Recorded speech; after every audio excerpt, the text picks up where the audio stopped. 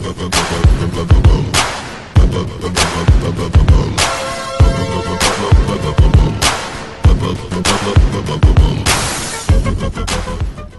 come on. I'm just going to go to work. Okay. Right, so what are we Don't gonna... talk to me about what you talk, just talk to each other as if you don't know each other. You look like you don't know each other. I know, because you won't sit on the same sofa as me. How to deal with injury. We're going to use you as an example because you're currently experiencing that in terms of how to deal about like your day-to-day coming into train, your mindset around it, your eating around dealing with like little niggles and injuries, which inevitably we all have at some point. So, what injury are you currently dealing with and why? I've got a bad wrist from the competition the other day, and I've got a really stiff neck. I think I've pulled something in my shoulder or my trap. What about your tail? My tailbone's alright, thank you. Okay. It's a pretty serious injury. I'm off tailbone. Having your tail removed. Yeah, I'm off. So that you also previously, but you're kind of over that now. Yeah, I think that's what's led on to this injury, because when I wasn't training because of my major back surgery, I stopped eating 2,000 calories, so I went down to 1,700, and I've not increased it back up. So you were still training when you decreased your calories? I came back to training on the calorie deficit. When you were not training, you decreased your calories, which is fine. Yeah. But then when you returned to training, I think because the training was so gradual, but one day I could just do bicep curls. So I thought, well, I don't need an extra 300 calories. No, that's fine. 20 bicep curls. But then when you started training normally again and you started doing a competition, you didn't. I just kept to 700 You calories. kept the deficit. Yeah. Right.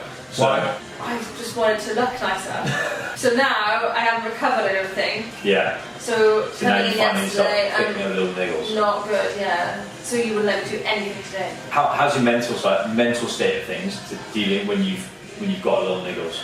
It's frustrating because I just want to train, and it annoyed me this morning that Owen went off with another woman to do his partner workout because I couldn't do anything. So what my suggestions would be in that case, well, A, bump your calories back up, even though you're not training as much. Yeah.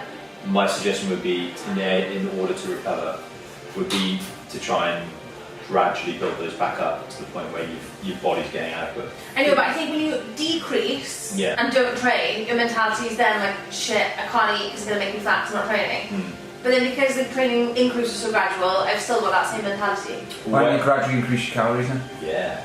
Yeah. Do you not think that would be a good thing? Yeah. In terms of injuries as well, often what I see people do is if they get a little niggle, they just won't come in and train. Yeah. What did you do when you had your previous injury, or like what you might do now if you've got a little niggle in terms of training? Would you still come in? Yeah. Yeah. And that's always my suggestion to people, is that we'll be able to adapt things, although it might be somewhat frustrating if you can't do what everyone else is doing. Yeah. I would always encourage people to come in still and Try, mate. work around that injury in order so they can do some training. Yeah, it was good. And I know it was frustrating for you as well, because when I was like, I want to go, I want to like train, you had to hold me back. A stallion.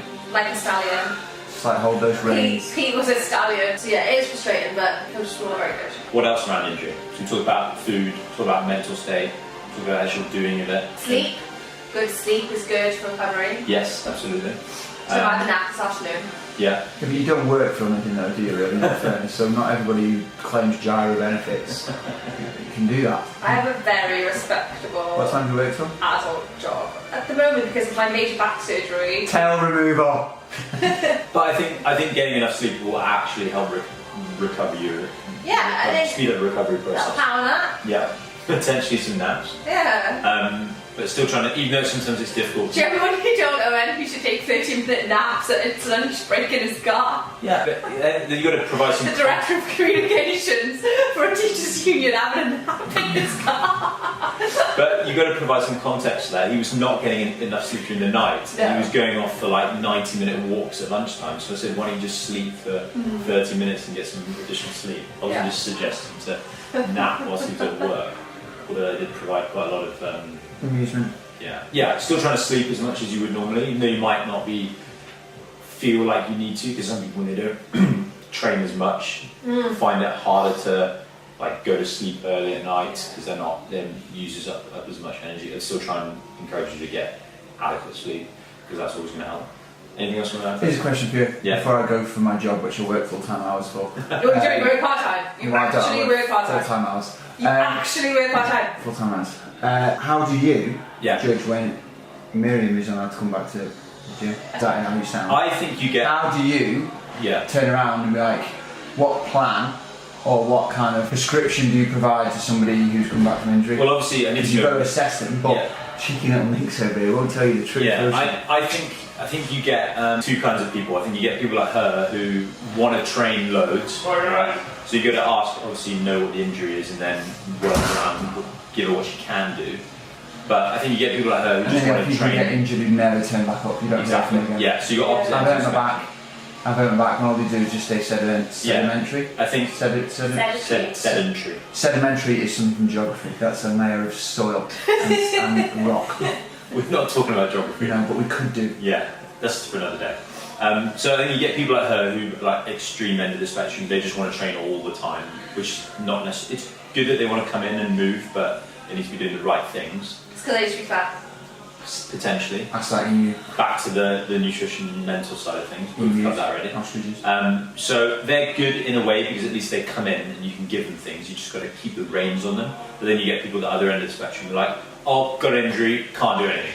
Right, and you just And check in with them all the time. you never see them. Whereas actually the best thing you can do is actually still keep doing something. You just got to work The around best thing you do is be me. what you can. So you To kind of be more Miriam. you want to be somewhere in between. You want to be somewhere down the middle of those two. To answer your question. Yeah. Cool.